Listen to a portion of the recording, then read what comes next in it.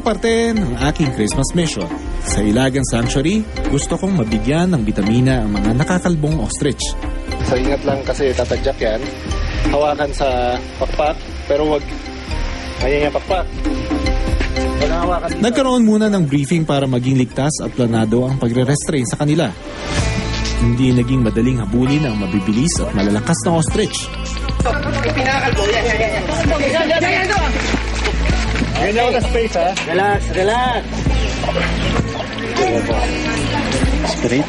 Okay. Yung segment producer ko, dala-dala niya yung pole camera in her attempt to document yung nangyayari doon sa loob ng cage.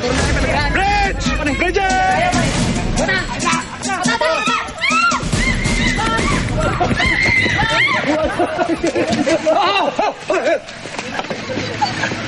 Ano yun?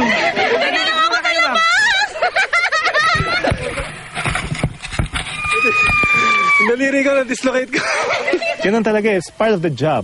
It's part of the risk that we take in taking care of these animals.